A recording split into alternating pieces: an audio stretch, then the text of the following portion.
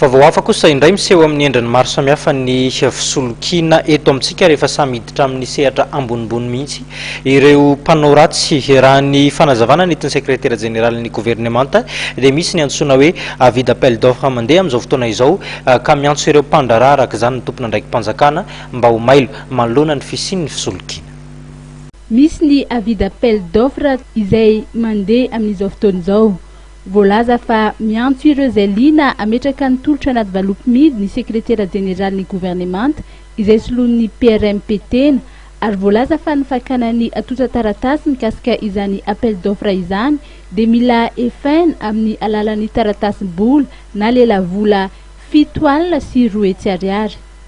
Nilaza moa ny sekretera jeneralin'ny gouvernemanta fa fisolokiana io ary tokony homelo ireo mpandraraha.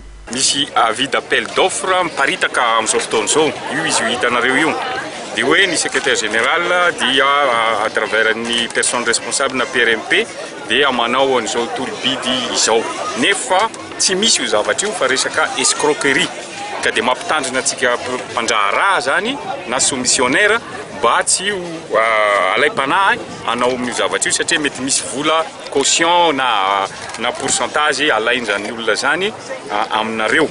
Ka dia io izy io hitanareo be dia be mihitsy ny zavatra resahany ato fanamboarana trano fianarana fividianana tomobile en milliard ny chiffre teneniny ato ary firy page izy io ray roa telo efatra dimy enina page ihany angamba ty zavatra ty dika amin'ny vola be mihitsy.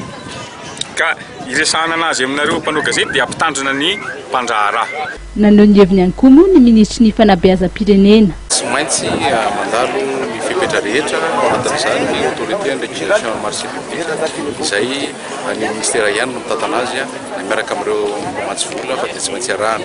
Ka tsy misy mihitsy zany asa aloha hatreto miainga avy any primature raha tsy hoe misy soan'ny primature sy ministère de l'éducation nationale. Fa hatreto tsy misy mihitsy asa miainga avy any primature manao tombontsoaniza ao anatin'izay marché public izay fa araka ndrasahany misy le GG teo lainga sy fitakana izy ka dia mila mpifantatry ny olona izy zavatra. Raha misy zavatra ankoatran'izay moa dia tsy maintsy hitanareo ihany na signature na convention sahala amin'isy niaraka tamin'ny FID sy ministère de la population na signature na convention izay tsy maintsy iarahana amin'ireo olona maro samihafa fa tsy misy mihitsy hatreto aloha marché miainga avy any amin'ny primature momba ny éducation nationale raha misy zany dia mahafantarantsika. Nanamafy moa ny sekretera jeneralin'ny gouvernemanta fa politikan'ny fitondrana ny ady atao amin'ny kolikoly ary tsy maintsy misy ny fanadiadiana mikasika io raharaha io ary mety afara amin'ny fametrahana fitoriana na plainte contre X izany.